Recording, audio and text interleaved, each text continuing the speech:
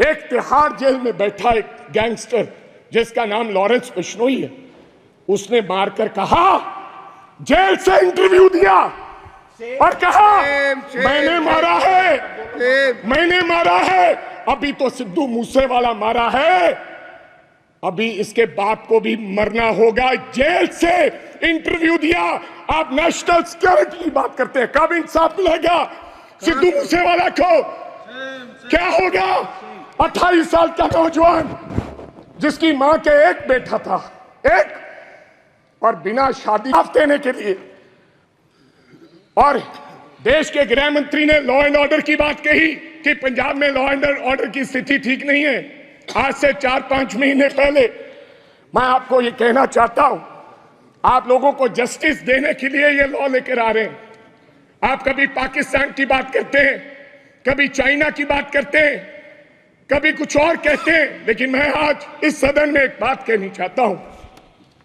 सभापति साहब, हमारा एक साथी था, उसका नाम था सिद्धू मूसेवाला, एक कलाकार था, दुनिया में उसका नाम था। चाहे तमिलनाडु हो, चाहे महाराष्ट्र हो, चाहे केरला हो, चाहे न्यूयॉर्क हो, उसके गाने पर दुनिया झूम उठती थी।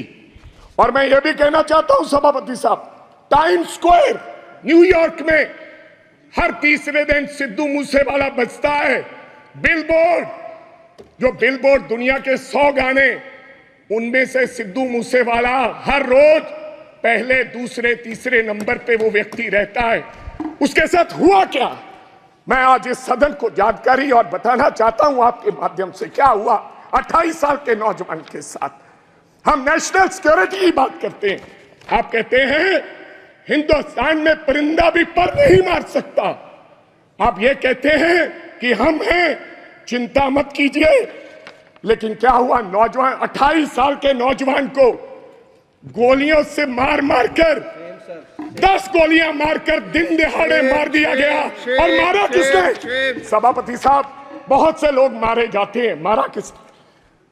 एक तिहाड़ जेल में बैठा एक गैंगस्टर जिसका नाम लॉरेंस बिश्नोई है, उसने मारकर कहा, जेल से इंटरव्यू दिया और कहा मैंने मारा है, मैंने मारा है। अभी तो सिद्धू मूसेवाला मारा है, अभी इसके बाप को भी मरना होगा। जेल से इंटरव्यू दिया। आप नेशनल सिक्योरिटी की बात करते हैं, कब इंसाफ मिलेगा सिद्धू मूसेवाला को? क्या होगा? 28 साल का नौजवान जिसकी मां के एक बेटा था, एक, और बिना शादी के ब्याह में हमारे सर पर सेरे बांधे जाते हैं। सेराबंदी होती है, आपके भी होती है। डेड बॉडी पड़ी, डेड बॉडी पर मेरी उस मां ने, सिद्धू मूसेवाले की मां ने फिर सेरा लेकर आए और अपने बेटे के लाश पर, सर पर सेरा बांध के उसकी विदाई की है। ये हालात हैं।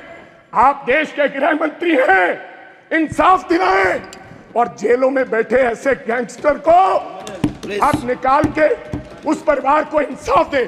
लास्ट बात सर, 1 मिनट में खत्म करूंगा। आप सभापति साहब, मैं ये इसमें लिखा है पेज नंबर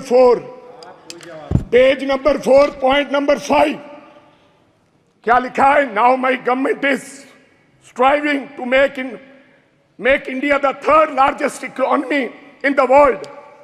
कैसे बनेगा साहब? मैं सब उस शहर से आता हूं, लुधियाना से, जो हिंदुस्तान का कभी कभी ईस्ट मैनचेस्टर कहा जाता है, जिसको आज क्या हालात हो गए इंडस्ट्री के। डाइंग इंडस्ट्री है सर, वहां पर साइकिल इंडस्ट्री है। लोग छोड़ के कारोबार धंधा बंद करके अब चले जा रहे हैं लुधियाना छोड़ के। ये हालात कर दिए। मैं एक छोटी सी उदाहरण देना चाहता हूं। 10 साल में हमें इस सरकार ने कुछ नहीं दिया। अगर दिया है हिंदुस्तान की सरकार ने लुधियाना को, सबसे बड़ा शहर है पंजाब का, तो कोई खड़ा होकर व्यक्ति बता दे कि हमने ये दिया है। मैं क्या कहना चाहता हूं कि एक साइकिल इंडस्ट्री है साहब, या तो चाइना में साइकिल बनता है, या पंजाब में साइकिल बनता है।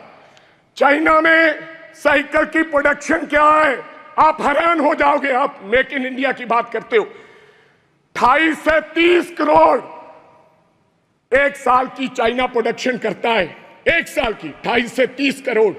लेकिन लुधियाना क्या प्रोडक्शन करता है? 2.5 करोड़। क्यों? वजह क्या है? हमारा साइकिल 3500 रुपए का शुरुआत में बिकता है, लेकिन चाइना का साइकिल $300 से शुरू होकर 2 लाख में बिकता है। इसका कारण क्या है?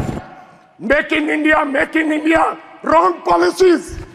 जब तक ये रॉन्ग पॉलिसीज हैं, समाप्त कीजिए, समाप्त कीजिए, तब तक हमारा देश तरक्की नहीं कर सकता। कैसे तरक्की करेंगे? आपकी रॉन्ग पॉलिसीज की वजह से आज हमारी इंडस्ट्री, जो लुधियाना की इंडस्ट्री है, उसके ये हालात हो गए। अंत में एक लाइन में समाप्त करना चाहता हूं, हमारा भाईचारा बहुत कायम है स्पीकर साहब।